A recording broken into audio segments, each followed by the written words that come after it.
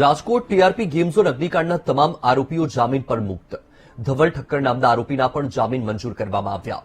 ધવલ ઠક્કર અગ્નિકાંડના મુખ્ય આરોપીમાંથી એક છે. રાજકોટ સેશન્સ કોર્ટે આરોપીના જામીન મંજૂર કર્યા. અત્યાર સુધીમાં ક્રમશઃ તમામ આરોપી જામીન પર મુક્ત થયા છે. મનસુખ સાગઠિયા, ઇલેશ ખેર, ભીખા ઠેબા અને જમીન માલિક સહિત તમામ લોકો જામીન પર મુક્ત થયા છે. આ મુદ્દે વધુ માહિતી આપી રહ્યા છે સંવાદદાતા શનિ મૈયર. શનિ, ટીઆરપી ગેમ ઝોન અગ્નિકાંડ કે જે ભૂલી શકાય તેમ નથી અને ક્રમશઃ તેના જે તમામ આરોપીઓ છે તેમને એક બાદ એક જામીન પર મુક્ત કરવામાં આવ્યા છે. અત્યારે શું કાર્યવાહી? વત્સલ, જે રીતના વાત કરવામાં આવે, રાજકોટના ટીઆરપી ગેમ ઝોન અગ્નિકાંડના 1 વર્ષ બાદ તમામ આરોપી જેલ મુક્ત થયા છે. વાત કરવામાં આવે તો અત્યારે ધવલ ઠક્કર જે મુખ્ય આરોપી પૈકીના એક હતા તેમનો પણ જામીન મંજૂર થઈ ચુક્યા છે. ત્યારે રાજકોટ સેશન કોર્ટ દ્વારા જામીન મંજૂર કરવામાં આવ્યા છે. હાલમાં ટીઆરપી ગેમ ઝોનના તમામ જે દોષિત આરોપી છે તેને જામીન મુક્ત કરવામાં આવે છે.